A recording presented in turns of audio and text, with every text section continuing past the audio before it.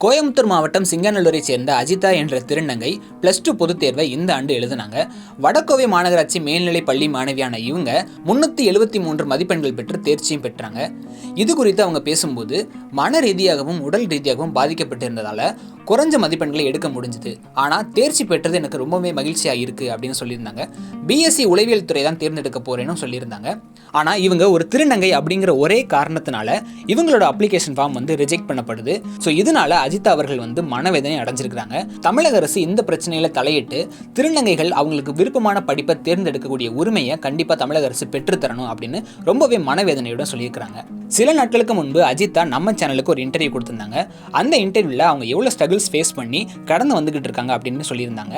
So அந்த interview இப்போ உங்களுக்காக.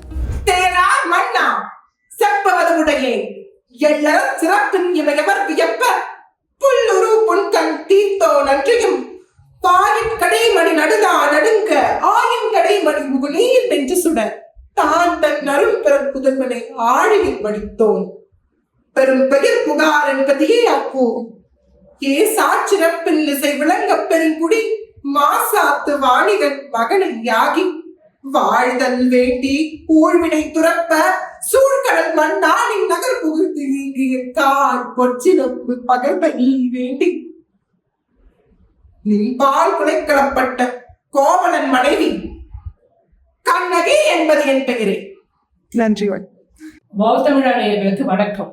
அதாவது திருநர் சமூகம் அப்படின்னாலே பல சோதனைகளை அவங்க சந்திச்சுட்டு இருக்காங்க டே டு டே லைஃப்ல.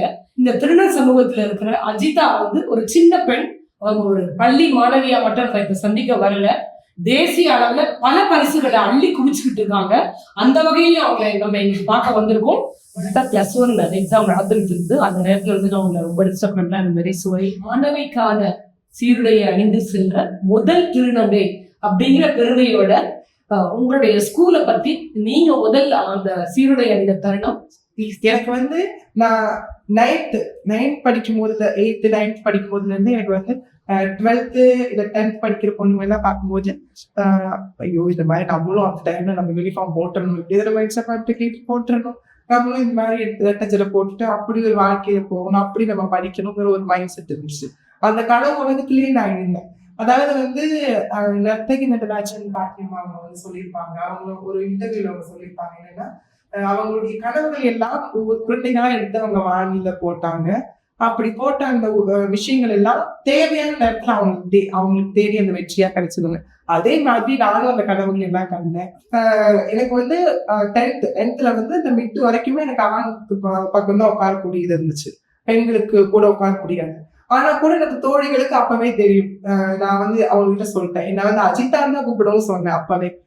அதே மாதிரி தோழிகளுடைய அந்த நட்போடு சேர்ந்து அங்க உட்காரக்கூடிய வாய்ப்புகளும் கிடைச்சது. என்னோட சோசியல் மேம் தீபா காங்கன்னு சொல்லிட்டு ஒருத்தவங்க இருக்காங்க. நேற்று கூட அவங்க கூட எங்க பேசியிருந்தாங்க. அவங்க அவங்களோட பிரிவுகளில மட்டும் நான் அவங்க கேர்ள்ஸ் கூட போய் உட்காந்துருப்பேன். மற்ற பிரிவுகளுக்கு உட்கார பயப்படுவேன் மற்ற ஆசிரியர்களுக்கு. அப்படி இருக்கும்போது எனக்கு தனியான ஒரு இடம் கொடுத்தாங்க. அது எனக்கு பிடிக்காம திருப்பி கேர்ள்ஸ் கூட வந்தேன். அப்படி எனக்கு முடிய காலகட்ட தருவாயில பாய்ஸ் கூட நான் உட்கார்ந்து தவிர்த்துட்டேன். ஏன்னா பாய்ஸ் தெரிய வந்துச்சு நான் அவங்களுமே நான் அஜிதா மென்ஷன் பண்ணி கூப்பிட ஆரம்பிச்சிட்டாங்க. 11ஆம் வகுப்பு ஆரம்பிக்கிறதுக்கு முன்னாடி நான் ஹெச்எம் மேம்கிட்ட போய் கேட்டேன், எல்லா சர்டிபிகேட்ஸோடையும் போய் வார்த்தை கேட்டேன். நான் பெண் சீருடையில வரணுங்கிறது அம்மாவும் கூட சேர்ந்து, அப்பவும் பெண்ணோட உடையில தான் முத பள்ளிக்கு போவேன். அப்ப பள்ளி இல்லை, ஏன் அப்ப விடுமுறை இருந்துச்சு. அப்ப இருக்கும் போது என்னாச்சுன்னா மேம்கிட்ட சொன்னப்ப இதுதான் முடிவான்னு மேம் கேட்டாங்க. அப்ப ஆமா என்னோட முடிவு இதுதான்.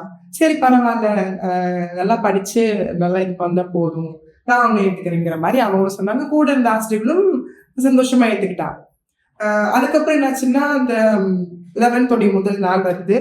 அந்த முதல் நாள்ல எப்படின்னா அந்த சீருடையில நான் போட்டு போறேன். அன்னைக்கு நான் போனோடனே ஹெச்எம் மேம்கிட்ட போய் நின்று நான் யூனிஃபார்ம் எப்படி இருக்க கேட்டேன். அப்போ மேம் சொன்னாங்க ரொம்ப நல்லா இருக்கு, அழகா இருக்கு அப்படிங்கிற விஷயத்த சொன்னாங்க. மற்ற ஆசிரியர்களும் சொன்னாங்க. புது புது மாணவர்கள் வந்திருந்தாங்க. அப்ப சின்ன சின்ன குழந்தைங்க அக்கா நீங்க எங்கேயும் பார்த்த மாதிரி இருக்கு ஏன் மாதிரி கேட்கும் போது நான் அவங்ககிட்ட மறைச்சிட்டேன். நான் முன்னாடி இங்க படிச்சுக்கிற விஷயத்த மறைச்சிட்டு புதுசா ஒரு மாணவி அஜிதா சேர்ந்து ஆமா புதுசா எல்லா ஆசிரியர்களுமே அப்படிதான் பார்க்க ஆரம்பிச்சாங்க. இன்னைக்கு வரைக்கும் என்னுடைய பழைய யூனிஃபார்மும் அந்த பழைய லுக்கும் பல ஆசிரியர்களுக்கு மறந்தே போயிருக்கும். அந்த மாதிரி என்னுடைய சக தோழிகள் நண்பர்கள் எல்லாம் என்கரேஜ் பண்ணாங்க. இன்னைக்கு அதை முதல் நாள்ல அப்புறம் நான் வந்துட்டு அன்னைக்கு முடியிற வரைக்குமே எனக்குள்ள அந்த மகிழ்ச்சி அப்படியே வந்து என்ன சொல்றது, நான் வந்து ரெக்க கட்டி பறந்துட்டு இருந்தேன் ஸ்கூலுக்குள்ளேயே சுத்திக்கிட்டு சுத்திக்கிட்டு. அதே மாதிரி கழிப்பிடம், பெண் கழிப்பிடத்துக்கு வந்து ஒரு அங்க போகும்போது எனக்கு என்ன தோணுச்சுன்னா, ஓகே நமக்கு எல்லா விஷயமும் கிடைக்குது, ஸோ இந்த விஷயம் நம்ம வந்து பயன்படுத்திக்கணும் அப்படிங்கிற ஒரு விஷயமும் நான் வந்து உணர்ந்துக்கிட்டு அப்போ சந்தோஷமா ஃபீல் பண்ண ஆரம்பிச்சேன். அந்த நாள் ரொம்ப இனிமையான நாள். என் வாழ்க்கையிலேயே எந்த லெவலுக்கு நான் போனாலும், எங்க நான் இருந்தாலும், அந்த ஒரு நாள் என்னுடைய பள்ளியை நான் மறக்க முடியாத நாள். அஜிதா, இந்த டிரான்ஸ்ஃபர்மேஷன் வந்து it's not an easy thing. இதுக்கு வந்து நீங்க நிறைய ஹர்டல்ஸ் தாண்டிருப்பீங்க, நிறைய ஒரு கவலை இதெல்லாம் அடைஞ்சிருப்பீங்க. இதுல வந்து முக்கியமா உங்களுக்கு சொல்லணும் அப்படின்னா நீங்க யாரெல்லாம் சொல்றீங்க? கண்டிப்பா நான் வந்து முக்கியமா சொல்லணும்னா வந்து என்னுடைய டிரான்ஸ்ஃபர்மேஷன். நான் என்னுடைய 15 வயசுக்கு முன்னாடி எல்லாமே வந்து கன்ஃபியூஷன்ஸ்ல இருந்தேன். ஒரு இடத்துல கூட நான் சொல்லியிருப்பேன், நான் வந்து எனக்கு வந்து அதுக்கு முன்னாடி எனக்கு வந்து தனிமையில இருக்கும்போது, நான் கேரளாலாம் இருக்கும்போது வந்து எனக்கு வீட்டுக்கு வாழணும் செத்துறலாமே அப்படிங்கிற மாதிரி தோணும். ஃபார் எக்ஸாம்பிள் சொல்லணும்னா, நம்ம இந்த பாவக்கதைகள்ல வந்து வந்திருக்கோம், இந்த சீரீஸ்ல வந்திருக்கோம், அவங்க போத்திட்டு அழுவாங்க. அந்த ஒரு மற்ற விஷயங்கள் நடந்தாங்க கூட அந்த ஒரு விஷயம் வாழ்க்கையில் தினமுமே நான் பண்ணிருக்கேன். தினமுமே நான் அழுவேன், போத்திட்டு நான் அழுவேன். அப்படி இருக்கும்போது ஏன் இப்படி பிறந்தோம், மற்றவர்களை பார்க்கும்போது நமக்குள்ள ஒரு மற்றவங்களும் இப்படி இப்படி இருக்க முடியலையே, நமக்கு இந்த விஷயம் தான் இல்லையே நம்ம கிட்ட அப்படின்னு சொல்லும் போது எனக்கு ஒரு இது. அப்படி இருக்கும்போது இந்த விஷயம் நான் கேள்விகள் பல கேட்டேன். நிறைய பேர்கிட்ட வந்து கேட்க வாய்ப்பு எனக்கு அமையல. ஆனா கூட நான் வந்து சோஷியல் மீடியா தேட ஆரம்பிச்சேன். ஒவ்வொரு விஷயத்தையும் நான் யாரு, எனக்குள்ள இந்த கேள்விகளை நான் தேட ஆரம்பிச்சேன். என்னுடைய வாழ்க்கையை மாற்றி அமைத்த ஒரு உள்ளம் அப்படின்னா என்னுடைய தனுஜா அம்மா. அம்மான்னு சொல்லும் போது எனக்கு வந்து அம்மா இருக்காங்க, சென்னையில அம்மா இருக்காங்க, ரக்ஷிதான்னு சொல்லிட்டு. அவங்களுடைய அம்மா தான் தனுஜா அம்மா. முதல்ல எனக்கு அவங்களை தான் தெரியும், எப்படின்னா டிக்டாக் மூலமா எனக்கு அவங்களுக்கு தெரியும். ஸோ அவங்க வந்துட்டு ரொம்ப என்ன சொல்றது, தனுஜா அம்மாவுடைய புத்தகம் இது, அவங்க வந்து எழுதின புத்தகம். அவங்களுடைய ஆட்டோபயோகிராஃபி கூட இருக்குன்னா அவங்க வாழ்க்கை எவ்வளவு இடராகுது அப்படிங்கறத கூட இது எல்லாமே அது இருக்கும். அப்படி இருக்கிற காலகட்டத்துல வந்து நான் அவங்களை அவங்க கூட பேசும்போது டிக்டாக் மூலமா பரிச்சயம் பண்ணாங்க. அப்புறம் இன்ஸ்டாகிராம்ல நான் பேசும்போது என்னாச்சுன்னா, நான் சொன்னேன் எனக்கு இது மாதிரியான ஃபீலிங்ஸ் இருக்கு, எனக்கு வந்து என்ன பண்றது தெரியல அப்படின்னு. உண்மையும் சொல்றாங்க, கல்விங்கிற ஒரு விஷயத்த நீ எடுத்தேன்னா அதை நீ கருதுகோளா வச்சீங்கன்னா உன் வாழ்க்கையில நீ எங்க வேணா உயர்த்தலாம்னு சொன்னாங்க. அந்த வார்த்தை எனக்கு அப்ப தெரியாத ஒரு 2 வருஷத்துல நான் உயர்ந்துருவேன். ஸோ வந்துட்டு நான் என்னைக்கு வந்து அந்த விஷயத்த புரிஞ்சுக்கிட்டு கல்வியை ஒழுங்கா கற்றுக்கொள்ள ஆரம்பிச்சனும் அன்னைக்கு நான் முடிவெடுத்தேன், கண்டிப்பா வந்து நம்ம திருநங்கையா மாறி நல்ல ஒரு உயர்ந்த இடத்துக்கு வரணும். நம்மளுடைய உணர்வுகளுக்கும் நம்ம மதிப்பு கொடுக்கணும், அதே சமயத்துல அந்த உணர்வுகளுக்கான அந்த இடமும் சிறந்த இடமா இருக்கணும் அப்படிங்கிற விஷயத்த நான் வந்து கத்து கொடுத்தவங்களும் அவங்கதான். இன்னைக்கு வரைக்குமே எனக்கு ஒரு மாரல் சப்போர்ட் ஆகட்டும். அதே மாதிரி அவங்களுடைய பந்தங்கிறது வந்து என்னைக்குமே அழியாதது. ஏன்னா வந்து அவங்களால கிடைத்த குடும்பம் இன்னைக்கு ஆலமரமா நாங்க எல்லாருமே இருக்கோம். அதாவது அம்மாவுக்கு வந்து நீங்க இந்த மாதிரி உணர்ந்துட்டு இருக்கீங்க அப்படிங்கிறது இணைமறைவு ஆய்வறைவா தெரிஞ்சிருக்கும். ஆனா உங்ககிட்ட வந்து வெளிப்படையா கேட்ட அந்த தருணம் நீங்க எக்ஸ்பிளைன் பண்ண அந்த நிமிடம். சின்ன வயசுல நான் அப்பாவை பார்த்தது இல்லை. அப்பா வந்து நான் பிறக்கிறதுக்கு முன்னாடி தருவாங்க இறந்துட்டாருங்கிறபடியா எனக்கு வந்து அப்பாவை பார்த்தது இல்லை. இன்னைக்கு வரைக்குமே எனக்கு அப்பா இல்லை அப்படிங்கிற ஒரு இதுவும் எனக்கு இது வந்து மேபி எனக்கு அப்பா இருந்தா இதெல்லாம் தவிர்க்கப்பட்டிருக்கலாம், ஏன்னா வந்து வெளியே கூட இது அனுப்பி விட்டுருக்கலாம், அந்த மாதிரி நிகழ்வுகள் கூட நடத்திருக்கலாம். ஆனா எங்க அம்மா அப்பாவுக்கு அப்பாவா அம்மாவுக்கு அம்மாவா இருந்து என்னை வந்து வழிநடத்திட்டு இருக்காங்க. அப்ப நான் இந்த முதல் தடவை எப்படி இதை சொன்னேன் அப்படின்னா, 2020 வந்து கார்த்திகை தீபத்து நாள், அது கூட எனக்கு நல்லா ஞாபகம் இருக்கு. அந்த மாதிரியான நாளை நான் செட் பண்ணிட்டேன். எனக்கு வந்து பிளான் இருக்கு, சின்ன வயசுலயோ எந்த விஷயம் பண்ணாலும் நான் பிளான் பண்ணுவேன். அப்படி இந்த மாதிரி இந்த நாள் வந்து மறக்க கூடாதுன்னு நினைச்சிருந்தால நான் கார்த்திகை தீபத்தை நான் செலக்ட் பண்ணேன். அதுக்கு முன்னாடி வரைக்கும் எல்லா பிளானும் போட்டு ப்ராசஸ் பண்ணியாச்சு. அப்ப இப்படி போறோம், இந்த மாதிரி பண்றோம், இப்படி பண்றோம் அப்படின்னு. அப்போ வந்து நான் அம்மாட்ட வந்து கார்த்திகை தீபம் அன்னைக்கு வந்து சொல்லலாம், ஏன்னா அதுக்கு முன்னாடி திட்டு வாங்கிட்டு இருக்கு, இதுக்கு மேலே திட்டு வாங்க முடியாது, நம்ம சொல்லிடலாம் அப்படின்னு. அப்படியே ஒரு நல்ல மனசுக்கு தைரியம் எனக்கு அப்ப சகோதரிகள் நிறைய இருந்தாங்க குடும்பத்துல, திருநங்கை குடும்பத்துல. அவங்களும் தைரியம் கொடுத்தாங்க. அப்ப வந்து எப்படி இருந்துச்சுன்னா, நான் வந்து புக் ஷாப்க்கு போறேன். இன்னைக்கு இதெல்லாம் வாங்கிட்டு கார்த்திகை தீபத்துக்கு தேவையானதெல்லாம் வாங்கிட்டு புக் ஷாப்க்கு போனோம். நம்ம விஜயா பதிப்பகம் தான் போனோம். அப்படி இருக்கும்போது அங்கதான் அந்த புக் நான் வந்து எடுக்கிறேன். ரேவதி பாக்கியம்மாவுடைய வாழ்க்கை வரலாறு, பெண் வரலாறு புக்கு. ஸோ வந்துட்டு வெள்ளை மொழிங்கிற புக்கை நான் வந்து கேட்டேன், அவங்ககிட்டயும் கேட்டு எடுத்துட்டு அம்மாட்ட காட்டுறேன், அம்மா எனக்கு இந்த புக்கு வேணும். அம்மா அப்படி திருப்பி பார்த்தாங்க. திருப்பி பார்த்துட்டு ஏன் இந்த புக்கு வேணும் அப்படின்னு கேட்டாங்க. அப்ப நான் சொன்னேன், எனக்கு இந்த புக்கு தான் வேணும் அப்படின்னு மறைமுகமா சொன்னேன். அவங்க இந்த புக்கு தான் வேணுமா அப்படிங்கிற மாதிரி மறைமுகமா அந்த கேள்வியிலேயே நீ திருநங்கையாதான் ஆகணுமா அப்படிங்கிற இது மறைந்துருந்துச்சு. அது எனக்கும் புரிஞ்சுது, அவங்களுக்கும் புரிஞ்சுது. அப்படி இருக்கும்பொழுது ஆமா இதுதான் எனக்கு வேணும் அப்படின்னு உறுதியா சொன்னேன். உடனே வாங்கி கொடுத்துட்டாங்க. வாங்கி கொடுத்த அப்பதுல இருந்து படிச்சுக்கிட்டே இருந்தேன். படிக்கவே என்னை பத்தி சொல்ல ஆரம்பிச்சேன். சின்ன வயசுல என்னென்ன விஷயங்கள் இருந்துச்சுன்னு சொன்னேன். அப்புறம் எனக்கு இருந்த திருநங்கை குடும்பத்தை பத்தி சொன்னேன். அவங்கள பேச வச்சேன். அப்படி இந்த புக்கு முடியறதுக்குள்ள என்னுடைய வாழ்க்கையும் என்னுடைய திருநங்கை பயணமும் துவங்கிடுச்சுன்னு சொல்லுவேன். என்னுடைய தனுஜா அம்மா சொந்தமா யூடியூப் சேனல் வச்சிருக்காங்க. அந்த சேனல்ல வந்து இந்த புக்கை பத்தி ஒரு தடவை போட்டிருந்தாரு. அப்ப வந்து அவங்ககிட்ட கேட்டு இந்த மாதிரி ஏதாவது புக் எனக்கு படிக்கணும், இது சஜஷன் பண்ணுங்க. அப்ப அவங்க சொல்லிதான் இந்த புக் படி. அதுக்கப்புறம் இந்த புக்ல வந்து அவங்களுடைய நிறைய வாழ்க்கையில வந்து அவங்க எந்த கட்டத்துல எப்படி எல்லாம் இருந்தாங்க, அவங்களுடைய எவ்வளவு சிக்கல்களை பார்த்து வந்தாங்க, சமுதாயம் வந்து எவ்வளவு நல்ல விஷயங்கள் பார்த்துருக்காங்க, கெட்ட விஷயங்கள் எவ்வளவு இருந்துச்சு, எல்லாமே இது இருக்கும். ஸோ அப்படி இருக்கும்பொழுது இந்த புக்கை நான் வாங்கி படிக்கும்போது எனக்கும் நிறைய விஷயங்கள் நான் புரிஞ்சுக்க முடியுது. சமுதாயம் இப்படி இருக்கா அப்படிங்கிறதே புரிஞ்சுக்க முடியுது. ஏன்னா அப்பதான் மாறக்கூடிய நிலையில இருக்கேன் இல்லையா. இப்போ எனக்கு வந்து இது நல்ல பாடமா இருந்துச்சு. எல்லாருமே இந்த புக் கண்டிப்பா வாங்கி படிக்கலாம். வெள்ளை மொழிங்கிற புத்தகம். அதே மாதிரி என்னுடைய அம்மா எழுதினிய தன் வரலாறையும் படிக்கலாம். இதை படிக்கிறது மூலமா என்ன தெரியலாம்னா, எங்களுடைய வாழ்க்கை எந்த அளவுக்கு இருக்கும், இத படிச்சு முடிஞ்சா அவங்க எவ்வளவு பெரிய இதா இருந்தாலும் திருநங்கை எதிர்ப்பாளர்களா இருந்தா கூட இந்த வாழ்க்கையில கொஞ்சமா புரிஞ்சுக்கும், கண் கலங்க வைக்கும். அஜிதா, இது தனுஜா அம்மா சொல்றீங்க, அப்புறம் சென்னையில ஒரு அம்மா இருக்காங்க அப்படின்னு சொல்றீங்க. உங்களை நீங்க பெற்றெடுத்த உங்களுடைய அம்மாவும் உங்களுடைய பாட்டியும் உங்களோட கூடவே உங்களை நல்லா கவனிச்சுக்கிறாங்க. இந்த உறவுகள்லாம் எப்படி மிங்கிள் ஆகுது எனக்கு சொல்லுங்களேன். தனுஜா அம்மாவும் சரி, என்னுடைய பாட்டிமாவும் சரி, என்னுடைய குரு ரக்ஷிமாவும் சரி, அதே மாதிரி என்னுடைய பெற்றெடுத்த அம்மாவும் சரி, நான் இன்னைக்கு போய் டிஃபரன்ஷியேட் பண்ணதே கிடையாது. இங்க என்ன அன்பு இது இருக்கோ அதே அன்பு மரியாதையா அனுப்பி இருக்கும், அவங்க இருக்கிறது இங்கேயும் இருக்கும். ஸோ அந்த விஷயத்துலதான் எப்பயுமே எங்களுக்குன்னு ஒரு ஜமாத் சிஸ்டம் இருக்கு. அந்த ஜமாத் சிஸ்டம்குள்ள நாங்க வந்து ரொம்ப போகாம எங்களுக்குன்னு நாங்க ஒரு குடும்பத்தை கிரியேட் பண்ணிக்கிட்டோம். என்னோட அம்மாவுக்கு வந்து மகள் இருக்காங்க, எனக்கு ஒரு மாமா இருக்காங்க, அவங்களுக்கு ஒரு அம்மா இருக்காங்க. அப்படி ஒரு குடும்பம் நாங்க கிரியேட் பண்ணி உறவு முறைகள் இருக்கு. அப்படி இருக்கக்கூடிய உறவு முறைகள் எப்படின்னா, என்னுடைய அம்மாவுக்கும் பாட்டிக்குமே இந்த உறவு முறை வந்து நாங்க சொல்லுவோம். அம்மா இவங்க என்னுடைய அக்கா, அம்மா இவங்க என்னுடைய சித்தி, அம்மா இவங்க என்னுடைய அம்மா அப்படின்னு சொல்லி அவங்ககிட்டயும் சொல்லுவோம். சோ இதுல வந்து பிரிவினைகள் எதுவுமே இல்லை. எப்படி நம்ம குடும்பத்துக்குள்ள உறவினர்கள் எப்படி இருப்பாங்களோ அந்த மாதிரி விஷயம். உங்களோட மஞ்சு மேம் பத்தி சொல்லிட்டு இருந்தீங்க, தமிழ் டீச்சர். அவங்கதான் உங்களை புரிஞ்சு உங்களுக்கான பாத்திரம் நீ இதை எடுத்து பேசு அப்படின்னு சொன்னாங்க. அதுதான் உங்களுடைய முதல் அனுபவம் சொல்லலாமா? நான் விருது எல்லாமே பொள்ளாச்சி இருந்தேன். என்னுடைய பள்ளி பருவம், அதாவது என்னுடைய 8ஆம் கிளாஸ் வரைக்கும் பள்ளி வந்து எனக்கு வந்து கேரளால பாலக்காட்டுல இருந்துச்சு. அப்படி இருக்கும்போது என்னுடைய தமிழ் மொழி கேள்விதான் படிச்சிருந்தேன். அப்போ வந்து எனக்கு மஞ்சு ஒருத்தவங்க இருந்தாங்க. அவங்க வந்து எனக்கு வந்து நிறைய விஷயம் எனக்குள்ள இருக்கக்கூடிய நடிப்பு திறமையை வந்து வெளிக்கொண்டு வர ஆரம்பிச்சாங்க. அப்போ முத எனக்கு வந்து வீரபாண்டிய கட்டபொம்மன் சொல்லி கொடுத்தாங்க. அதுக்கப்புறம் வந்து திருப்பி வந்து அது அவ்வளவோ இதாக ஆகல அப்படின்னு சொல்லிட்டு என்ன பண்ணாங்கன்னா, சிலப்பதிகாரத்துல இருந்து மதுரை காண்டம் அதுல வந்து எனக்கு ஒரு இது கொடுத்துருந்தாங்க. ஒரு வெண்பா முழுக்க எனக்கு வந்து படிச்சுட்டு வர சொன்னாங்க. நானும் அதை வந்து அப்படியே மக்கள் பண்ணிட்டேன். ஒரு நிமிஷம் பேசலாம் கண்டிப்பா.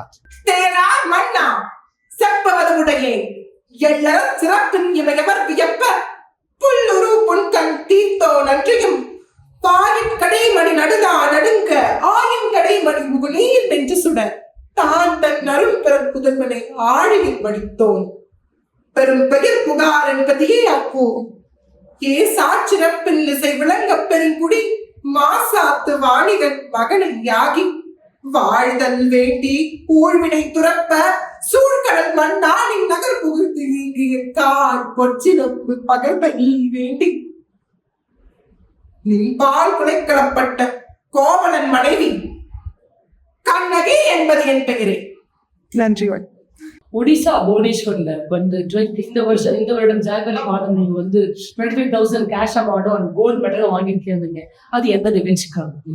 அது வந்துட்டு கலா உற்சவம் சொல்லிட்டு நேஷனல் கவர்மெண்ட் நடத்தக்கூடிய ஒரு கலை திருவிழான்னு சொல்லலாம். அதுல வந்து நம்ம நாட்டில் இருக்கக்கூடிய எல்லா மாநிலத்துல இருந்தும் செலக்ட் பண்ணி இந்த இது செலக்ட் 10 கேட்டகரிஸ் இருக்கு. அதாவது பாடல், நடனம், நடிப்பு அப்படின்னு ஒவ்வொன்றும் செலக்ட் பண்ணுவாங்க. அப்ப தமிழ்நாட்டுல இருந்து நான் வந்து தனியார் நடிப்புக்காக செலக்ட் ஆகி போயிருந்தேன். இது வரைக்கும் இருந்த விஷயங்கள் எல்லாம் ஆனா இருக்கு. ஆனா நீ போட்டு போனது பெண் உடையா இருந்துச்சு. அப்படி இருக்கும்போது எங்களை வந்து நிராகரிச்சாங்க. நீங்க பண்ணவே முடியாதுன்னு சொன்னாங்க. உடஞ்சிட்டாங்க, இவ்வளவு தூரம் நம்ம வந்து டிராவல் பண்ணி நார்த்துக்கு வந்திருக்கோம், அப்படி இருக்கும்போது இப்படி சொல்லிட்டாங்க அப்படின்ட்டு. அப்போ வந்து எங்களுடைய நேஷனல் கோஆர்டினேட்டர் சொன்னாங்க, அவங்க ஹெல்ப் பண்ணாங்க, இல்ல இவங்க பார்ட்டிசிபேட் பண்ண விடுங்கன்னு. அதுக்கப்புறம் எப்படியும் இதெல்லாம் முடிஞ்சு நான் வந்து ஜட்ஜஸ் முன்னாடியே நான் பர்ஃபார்மன்ஸ் பண்ணி முடிச்சுட்டேன். அதுக்கப்புறம் ஒரு சில கேள்விகள் கேட்டாங்க. ஜட்ஜஸ் கேட்டது என்னன்னா, எதுக்கு ஒரு ஆணா இருந்துட்டு எனக்கு விஷயத்துல நீங்க வந்து ஒரு பெண்ணுடைய இது எதுக்கு எடுத்து பண்ணீங்கன்னு கேட்டாங்க. அப்புறம் அதே மாதிரி அவங்களுக்குள்ள தெரிஞ்சிச்சு நான் ஒரு திருநங்கை என்பது. ஆனா நான் கேட்டகரி பேஸ்ல வந்து நேர்லாம் போக முடிஞ்சுது. அப்போ வந்து எதுக்கு ஒரு பெண்ணோட எடுத்தீங்க அப்படின்னு கேட்டாங்க. அப்புறம் யார் சொல்லி கொடுத்தாங்க கேட்டாங்க. அதுக்கான ஆன்சர்ஸையும் நான் வந்து சொன்னேன். கிட்டத்தட்ட 20 நிமிஷத்துக்கு மேல அவங்க நின்று பேசிட்டு இருந்தாங்க. தமிழ்நாடுதான் ஃபர்ஸ்ட் பிரைஸ் ஒண்ணு. நான் வந்து அந்த இடத்துல இந்த மெடலை நான் வாங்கிட்டு வந்து என்ன விஷயம் சொன்னேன்னா, தமிழ் வாழ்க, நம் தமிழகம் வேரூட்டி நிற்கிற ஒரு வார்த்தை நான் இடத்துல சொல்லிட்டு இந்த விஷயத்த நான் வாங்கிட்டு வந்தேன். ஸோ அதுக்கப்புறம் கேஷ் பிரைஸ்ன்னு ஒரு விஷயம் சொன்னாங்க. அதுக்கான 3 மாசம் ஆகும், பட் இன்னும் வரல அந்த விஷயம். சர்டிபிகேட்டும் வந்துட்டு இருக்குன்னு சொல்லிட்டாங்க. இப்ப ரீசெண்டா கூட நம்ம தமிழக முதல்வர் ஸ்டாலின் அவர்களால பாராட்டு பெற்றிருக்கீங்க அப்படின்னு சொன்னாங்க. கலை திருவிழால வந்து நானும் பண்ணிட்டு இருந்தேன். அதுலயும் எனக்கு முதல் பரிசு கிடைச்சது. சோ அதற்கு பாராட்டக்கூடிய விதமாகவும் சரி, அதே மாதிரி இதையும் நான் வந்து அங்கிருந்து வாங்கிட்டு வந்ததுக்கு பிறகு இந்த கலை திருவிழாவுடைய ஃபங்க்ஷன் வச்சிருந்தாங்க. அப்ப இதுக்கு வந்து நான் இதை சார்ட்ட கொண்டு போறேன். சார் முன்னாடி போத்தி அங்க வந்து எனக்கு மரியாதை கொடுத்தாங்க. அன்னைக்குதான் முதல் தடவை ஐயா முதலமைச்சர் ஐயாவை நான் பார்ப்பேன். பார்க்கும்போதே கொண்டாடி போட்டு என்னை வந்து சிறப்பு பண்ணதுல எனக்கு ரொம்ப ரொம்ப சந்தோஷம், பெருமைக்குரிய விஷயமாவும் நான் அதை மன்னிச்சுக்கேமா. அஜிதா ஐபிஎஸ் ஆகணும், அதுதான் இவருடைய கனவு அப்படின்னு சொல்லிட்டு நீங்க யூபிஎஸ்சி தேர்வு ப்ரிப்பேர் பண்ணிட்டு இருக்கீங்க. அதே மாதிரி இப்போ நஸ்ரியா வந்து இன்னைக்கு என்னால இங்க வந்து ஒர்க் பண்ணக்கூடிய ஒரு விஷயமா அவங்க இல்லை இந்த அட்மாஸ்பியர் அப்படின்னு சொல்லிட்டு அவங்க ரெசிக்னேஷனை சப்மிட் பண்ணிருக்காங்க. நீங்க இதை எப்படி பாக்குறீங்க? இதே நஸ்ரியா மேம் ஒரு தடவை எங்க ஸ்கூலுக்கு வந்திருந்தாங்க, சிறப்பு உரை ஆற்றுறதுக்காக வந்திருந்தாங்க. அவங்கள பார்க்கக்கூடிய தருணம் கிடைச்சது. அவங்களும் சொன்னாங்க நல்லா படி அப்படிங்கிற விஷயம் சொன்னாங்க. நான் அது கண்டிப்பா அப்படின்னு சொன்னேன்.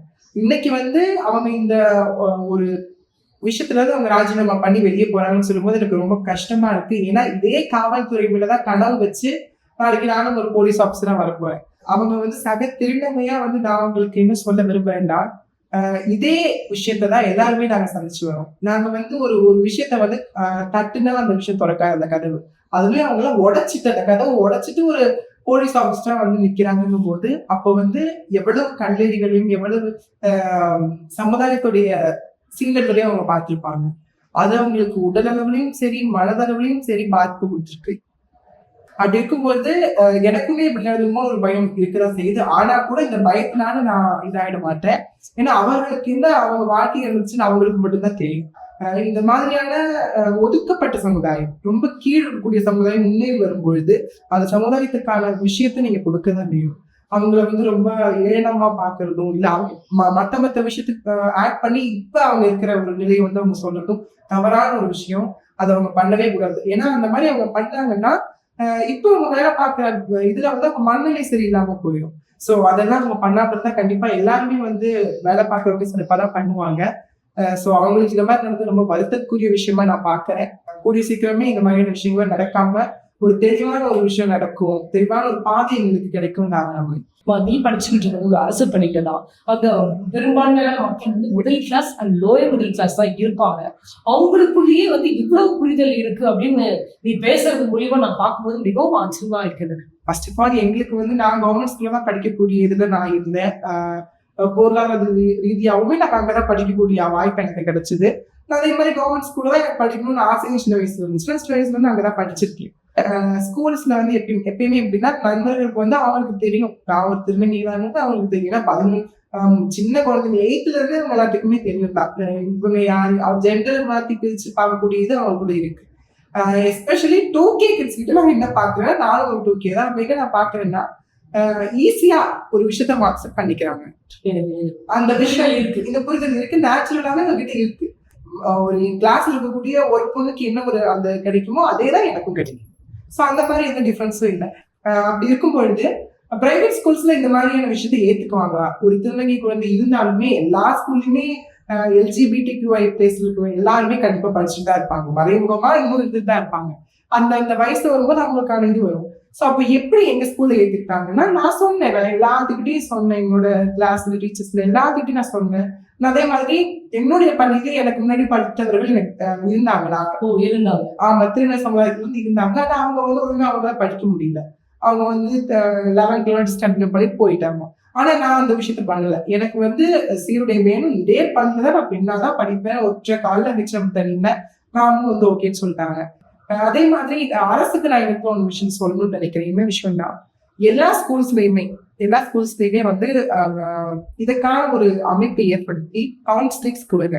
இந்த மாதிரியான குழந்தைகளும் உங்களுக்கு தெரியுறாங்க, கண்ணில் படுறாங்கன்னு தெரிஞ்சதுன்னா அவங்க தப்பான வழிக்கும் தப்பான ஒரு வாழ்க்கையை தேர்ந்தெடுத்துலாம் இருக்கிறதுக்கு அவங்களுக்கு ஒரு கவுன்சிலிங் அமைத்து இந்த விஷயத்துல நான் அவங்க எடுத்துட்டு வரேன். ஏன்னா அதனால அவங்க கல்வி பாதிக்கப்படுது. 10th வரைக்குமே என்னால ஒழுங்கா படிக்கவே முடியல. என்னோட மனம் எல்லாமே வந்து நான் இப்ப வந்து எனக்கு பெண் உடை கிடைக்கும், என்னோட ஜெண்டரை நான் இப்ப சொல்லுவேன், எப்படி சுதந்திரமா நினைப்பேன் அப்படிங்கிறது தான் இருக்கும். அதுக்கப்புறம் தான் கல்வி சிறப்பா ஏதாவது பண்ண முடியும். அப்படி இருக்கும்போது இந்த மாதிரியான குழப்பம்லாம் இல்லாம அவங்க கல்வியை மேம்படணும், அவங்க வாழ்க்கையை மேம்படணும், அவங்க மனத்துல எந்த அளவுக்கு நோய் ஏற்படக்கூடாதுன்னு நினைச்சாங்கன்னா எல்லா ஸ்கூல்ஸ்லயும் இந்த மாதிரி கவுன்சிலிங் ஏற்படுத்தணும். இந்த மாதிரியான குழந்தைகளை வெளியே கொண்டு வந்து அவங்களுக்கான பருவம் அந்த வரும்பொழுது அந்த சீருடையே கொடுக்கணும் அப்படிங்கறத நான் இடத்துல தெளிவா கேட்கலாம். கவர்மெண்ட் ஸ்கூல்லையுமே அந்த கவர்மெண்ட் ஸ்கூல் சிறப்பா இருக்கும். நம்ம தமிழ்நாடு கல்வித்துறை ஆகட்டும் அதுக்கான முன்னேற்பாடுகள் அவங்க பண்ணி சிறப்பா பண்ணிட்டு தான் இருக்காங்க. அது பக்கம் நடந்துதான் இருக்கு. பலருக்கும் இது தெரியறது இல்லைங்கிறதா விஷயம். எங்களுக்காக நாங்க வந்து நேஷனல் லெவலுக்கு காம்படிட் பண்ணும்போது போகும்போது 20 பேர் கொண்ட போது நாங்க போயிருந்தோம் நேஷனலுக்கு.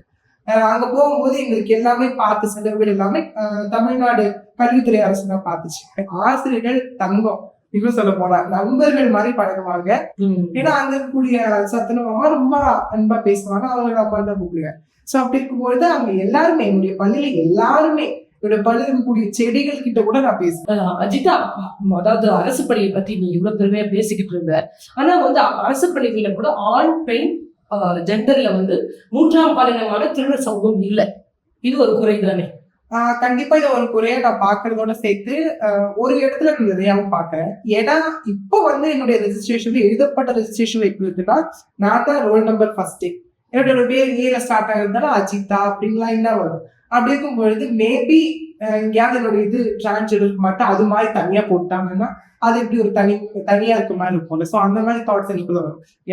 எனக்கான விஷயம் எனக்கு பெண்ணா இது சமுதாயத்துல வாழணும், பெண்ணுக்கு என்னென்ன கிடைக்குதோ அதே சலுகைகள் எனக்கு கிடைக்கணும், அவ்வளவுதான். எனக்கு எக்ஸ்ட்ராவும் நான் கேட்கல, குறைச்சும் கேட்கல. எனக்கு என்ன வேணுமோ பெண்ணுக்கானதுக்கு என்ன கொடுக்கணுமோ அதை எனக்கு கொடுங்க. அதுதான் நான் வந்து அரசுகிட்டையும் கேட்கிறேன், என்னுடைய பள்ளிகிட்டையும் கேட்கிறேன். ஆனா சில சமயங்கள்ல பலரும் நினைக்கலாம் இடஒதுக்கீடு கிடைக்கும் அப்படின்னு சொல்லிட்டு. அதுவும் முக்கியமான ஒரு விஷயம் தான். பலருக்கு இடஒதுக்கீடுல வந்து வேலை வாய்ப்புகள் கிடைக்கிறது. அப்படிங்கிற பட்சத்துல கண்டிப்பா இந்த மாதிரியான மாற்றங்கள் ஏற்படுத்தலாம்னு அஜிதா நீங்க சொல்லுங்க, இந்த சமுதாயத்துக்கு நீங்க என்ன சொல்ல முடியும்? கண்டிப்பா இந்த சமுதாயம் வளர்ந்து வந்து கொண்டு இருக்கக்கூடிய இந்த சமுதாயத்துக்கு நான் என்ன சொல்றேன்னா, நிறைய பேர் வந்து எங்களை வந்து அப்படி இருக்கீங்க, நிறைய சேட்டை பண்றீங்க அப்படிலாம் சொல்றீங்க. ஆனாலுமே கூட என்னுடைய விஷயத்துக்கு நானும் ஒரு 2K கிட் தான். என்னோட விஷயத்துக்கு என்னுடைய நண்பர்களா இருக்கிறவங்க 2K கிட்ஸ் அவ்வளவு வரவேற்கிறாங்க. அவ்வளவு வரவேற்று கொண்டு என்னை இப்ப வந்து அதிகப்படியா எங்களுக்கு கூட ஆளானதில்லை. இப்ப நான் படிச்சுட்டு இருக்கக்கூடிய கல்வியில அப்படி இருக்கும்போது அதுதான் அந்த மாதிரி பண்ணல. ஏன்னா அவங்களுக்கான அறிவுரைகள் என்னுடைய அம்மாவாகட்டும் ஒரு சில விஷயங்கள் அவங்க பார்த்திருக்காங்க. சோ அப்ப அவங்களுக்கு புரியுது, இந்த மாதிரியான விஷயம் நம்ம பண்ணக்கூடாது, நம்ம முன்னாடி இருக்கிறவங்க பண்ணிட்டாங்க, அதான் நம்ம இந்த மாதிரி பண்ணக்கூடாது, நம்ம கூடயே சக மாணவர்கள் ஒருத்தி இருக்கா அப்படிங்கறத அவங்க புரிஞ்சுக்கிட்டாங்க.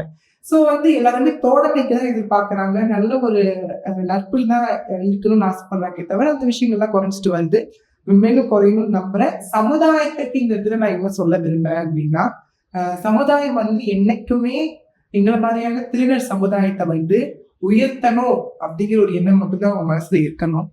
அதே மாதிரி நீங்க எங்களுக்கு உதவினா கூட பரவாயில்ல, உதவிகள் செய்யணும், அது செய்யணும்னா கூட பரவாயில்ல. எங்களுடைய வாழ்க்கையில நாங்க ஒரு இடத்துல போயிட்டு இருக்கோம்னா பொறாமை கொண்டோ இல்ல மற்ற எந்த பார்வை கொண்டோ எங்களை வந்து சீண்டாம, எங்களுக்கு பாலியல் வன்கொடுமைகள் பண்ணாம எங்களை வந்து போக்குறதுக்கு எங்களுக்கு வழி கொடுத்தாலே போதும். வழி கொடுக்கிறதுனால நாங்க தள்ளிவிட்டுட்டு போதான் போறோம். ஏன்னா எவ்வளவோ விஷயங்களை எங்க முன்னோர்கள் வந்து உடைச்சிட்டு தள்ளிட்டு வந்திருக்காங்க. இன்னைக்கு எங்களுக்கு போறதுக்கு வழி இருக்கு.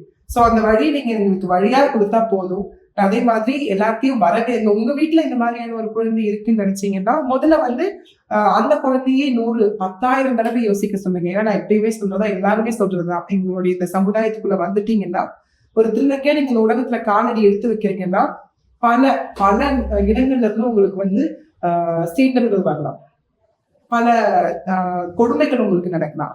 அப்படி இருக்கும்போது அந்த விஷயத்துல நம்ம யோசிச்சு நம்ம திருநங்கை தானா அப்படின்றது நம்ம கிட்டே நம்ம 1000 தடவை கேட்கணும். அண்ட் அதே மாதிரி நம்ம கன்ஃபார்ம் பண்ணிட்டோம்னா நம்ம வந்து நம்ம பேரண்ட்ஸ் கிட்ட கன்ஃபர்மேஷன் பண்ணணும், அவங்க நம்மளை ஏத்துக்க வைக்கணும். அதுக்கு நம்ம சிறப்பா கல்வியை மேற்கொள்ளணும். ஏன்னா இந்த வயசுல நம்ம வந்து 2K கிட்ஸா இருந்தாலுமே இந்த வயசுல நமக்கு கல்வி மட்டும் தான் இருக்கா, இதை வச்சுட்டு அவங்களை அக்செப்ட் பண்ண முடியும். ஸோ அந்த விஷயத்த நம்ம பண்ணணும். அதுக்கப்புறம் பள்ளியில ஆசிரியர்கிட்டையும் தலைமை ஆசிரியர்கிட்டையும் நம்ம போய் வந்து கேட்டு அவங்கள புரிய வைக்கணும், ஸ்கூலையே புரிய வைக்கணும். இதுக்கப்புறம் நம்ம என்ன பண்ணணும், கவுன்சிலிங்க்கு போய் சைக்காட்ரிஸ்ட் சைக்காலஜிஸ்ட மீட் பண்ணி மருத்துவ ரீதியா இதை பண்ணணும். நிறைய பேர் பண்ண ஒரு தப்பான விஷயம்னா மருத்துவ ரீதியா எதுவுமே போகாம அவங்களே அங்கேயே பண்ணிக்குவாங்க. அண்ட் இன்னொரு விஷயம்னா அதுக்கான பொருளாதார ரீதியா அவங்க வந்து இதா இருக்காங்கன்னு கூட சொல்லிக்கிறாங்க. அது அவங்களுடைய வாழ்க்கை, அதுல நான் போக விரும்பல. ஆனா கூட ஃபேமிலியில இருந்து வர குழந்தைகள், ஃபேமிலியோட நீங்க இருக்கீங்கன்னா அதுக்கான மருத்துவ ரீதியா நீங்க போய் அணுகி அதுக்கான சான்றிதழ்களோட நீங்க வந்து படிக்கிறது, அதே மாதிரி அந்த ஒரு இதோட இருக்கிறது சிறப்பான விஷயமா பாக்குறேன். ஏன்னா எந்த இடத்துலயுமே குழந்தைகளுக்கு என்னோட சகோதரிகளுக்கு சொல்லிக்க விரும்புறது என்னன்னா, எந்த இடத்துலயுமே எங்கேயுமே நமக்கு ஒரு பிளாக் மார்க் கொடுத்துருக்கூடாது. நம்ம ஒரு வெள்ளை காகிதமா இருக்கோம்னா அந்த வெள்ளை காகிதத்துல அந்த வெள்ளைக்காக என்னைக்குமே தூய்மையான அந்த வெள்ளை தான் இருக்கணும். என்னைக்குமே அந்த ஒரு புள்ளி இருந்தா கூட இந்த சமுதாயம், இந்த உலகம் ரொம்ப கெட்டது, அந்த ஒரு புள்ளியவே நம்மளை வச்சு சொல்லும். ஸோ அந்த மாதிரி எல்லாம் எதுவுமே இல்லாம தூய்மையா என்னைக்குமே இருந்து நம்மளுடைய தூய்மையா இருந்து நம்மளுடைய மனசு தூய்மையா வச்சு நம்மளுடைய கொடியின் நிறமான அந்த பல வர்ண கொடி இருக்கு, ரெயின்போ மாதிரி இருக்கும் அந்த கொடி. ஸோ அந்த மாதிரி நம்ம வாழ்க்கையில ரெயின்போவா நம்ம வாழ்க்கைய உலகத்தை சுற்றி சந்தோஷமா வரல வெற்றிகள் பல செய்யணும்னு கேட்டுக்கிறேன். அஜிதா எவ்வளவு கான்பிடென்டா பேசினாங்க அப்படிங்கறத நம்ம பார்த்தோம். திருநர் சமூகத்தினுடைய பெரிய சாபக்கேடை வந்து அவங்க பேரண்ட்ஸால நிராகரிக்கப்படுறாங்க அப்படின்னு தான் அஜிதா கிடைச்ச மிகப்பெரிய வார்த்தை அவங்க அம்மா தான். அவங்க அம்மா கிட்ட பேசாம இந்த பேட்டி நிச்சயமா நிறைவடையாது. வாங்க அவங்க அம்மாட்ட பேசும். பெண்களுக்காக ஸ்பெஷலா மிஸ் வாவ் தமிழா அப்படின்னு சேனல் ஆரம்பிச்சிருக்காங்க. ஸோ அதை சப்ஸ்கிரைப் பண்ணுங்க. அதுல லேடிஸ்க்கான எக்ஸ்க்ளூசிவ் நிறைய விஷயங்கள் அதுல போஸ்ட் பண்ண போறாங்க. அதை பாருங்க, என்ஜாய் பண்ணுங்க அண்ட் சப்ஸ்கிரைப் பண்ணுங்க மிஸ் வாவ் தமிழா.